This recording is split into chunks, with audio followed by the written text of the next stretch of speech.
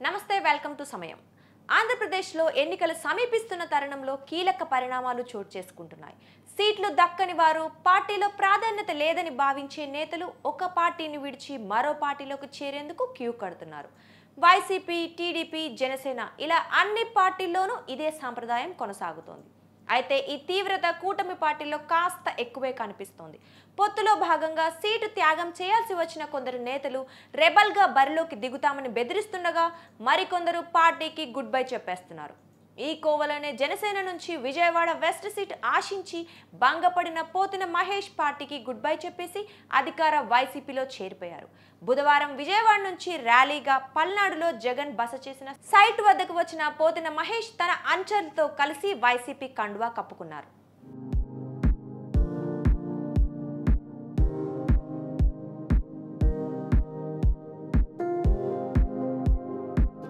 Vijayawada west నుంచి జనసేన తరపున పోటీ చేయాలని పోతిన మహేష్ భావించారు. ఎప్పటి నుంచో ఆ నియోజకవర్గ ఇన్ఛార్జిగా ఉండడంతో తనకు సీటు ఖాయమని నమ్మకం పెట్టుకున్నారు. అయితే పొత్తులో భాగంగా విజయవాడ వెస్ట్ సీటు బీజేపీకి ఇవ్వాల్సి వచ్చింది.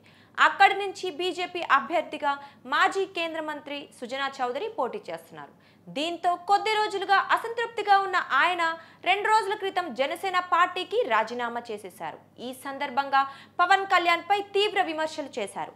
పవన్ కళ్యాణ్ టీడీపీకి బానిసగా మారారని, ఎంతసేపు చంద్రబాబును సీఎం చేద్దామనే ఆలోచనే తప్ప తనను నమ్ముకున్న నేతలు, జన సైనికులను గురించి ఆలోచించడం లేదని మండిపడ్డారు. పార్టీలో నెంబర్ 2గా ఉన్న నాదెండ్ల మనోహర్ పైన సంచలన వ్యాఖ్యలు చేశారు.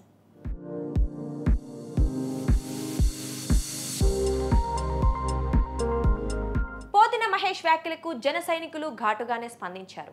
ఆయన వైసీపీ ఇచ్చిన స్క్రిప్ట్ నే చదివారంటూ తిరుపతి నేత కిరణ్ రాయల్ మండిపడ్డారు. మహేష్ వైసీపీ కోవట్టుగా పనిచేస్తున్నాడని, ఆయన రాజీనామాతో విజయవాడ వెస్ట్ నియోజకవర్గంలో పార్టీకి పట్టిన శని విరగడైందని స్థానిక నేతలు వ్యాఖ్యానించారు.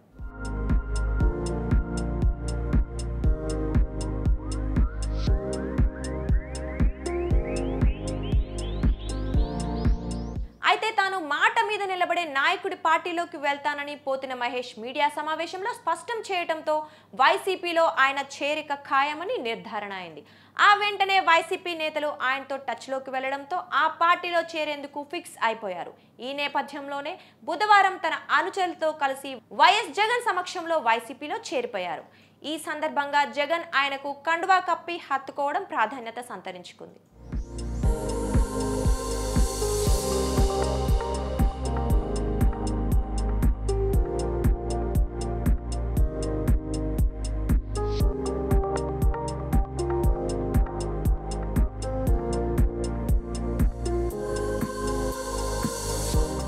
విజయవాడ లోక్సభ స్థానం నుంచి కేశినేని బ్రదర్స్ పోటీ పడుతున్న సంగతి తెలిసిందే. ఇటీవలే టీడీపీ నుంచి వైసీపీలోకి వెళ్లిన సిట్టింగ్ ఎంపీ కేశినేని నాని ఆ పార్టీ నుంచి బరిలోకి దిగుతుండగా ఆయన తమ్ముడు కేశినేని చిన్ని టీడీపీ అభ్యర్థిగా పోటీ చేస్తున్నారు.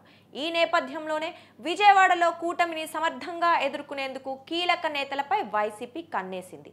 ఇప్పటికే విజయవాడ తూర్పు జనసేన ఇన్ఛార్జ్ రాము వైసీపీలో చేరగా తాజాగా పోతిన చేరికతో కొత్త లెక్కలు తెరమీదికి వస్తున్నాయి. మళ్ళీ వైసీపీ ప్రభుత్వం వస్తే మంచి గుర్తింపు ఇస్తామని పోతిన మహేష్ కు జగన్ హామీ ఇచ్చినట్లుగా తెలుస్తోంది.